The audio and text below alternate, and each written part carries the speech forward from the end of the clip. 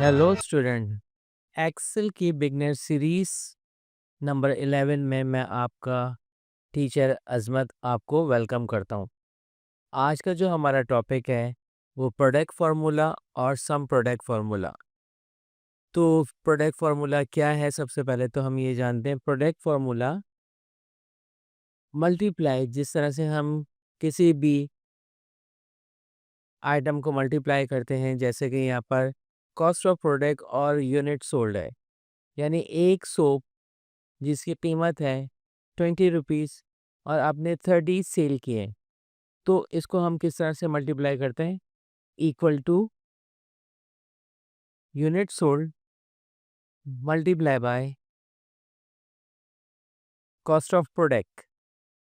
जब हम एंटर करेंगे तो आप देखेंगे कि अमाउंट बनता है 600। यही काम अगर हम मल्टीप्लाई के ज़रिए ना करें और प्रोडक्ट के ज़रिए करें तो वो किस तरह से होगा? इक्वल टू आपने लगाया प्रोडक्ट फार्मूला, और प्रोडक्ट फार्मूला लगाने के बाद आप कॉस्ट ऑफ प्रोडक्ट और यूनिट सोल्ड को दोनों को सेलेक्ट करें, ब्रैकेट को करें क्लोज, एंटर करें, तो ये आ गया प्रोडक्ट फार्मूला का आंसर। तो जिस तरह से हम मल्टीप्लाई करते हैं तो इसी तरह बिल्कुल सेम काम प्रोडक्ट फार्मूला का है, यानी ये भी मल्टीप्लाई का काम करता है। अब आपने कॉर्नर से पकड़कर इसे नीचे की तरफ ड्रैग किया, और ड्रैग करने के बाद अब आप इसका टोटल निकालना चाहते हैं। तो टोटल निकालने के लिए आपको पता है कि हम इस्तेमाल करते हैं सम फार्मूला।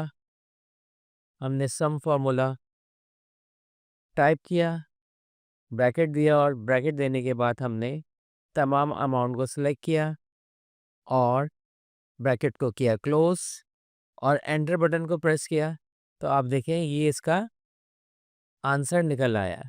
यानी सबसे पहले तो इसने मल्टीप्लाई किया और मल्टीप्लाई करने के बाद हमने इसका सम निकाला।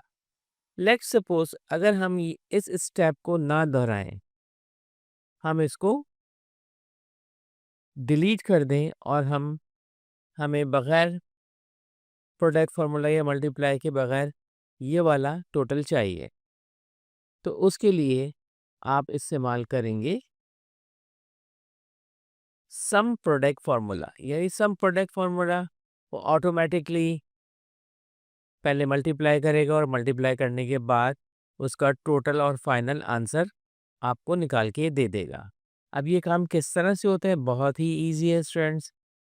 हम इक्वल टू लगाएंगे और लिखेंगे सम प्रोडक्ट।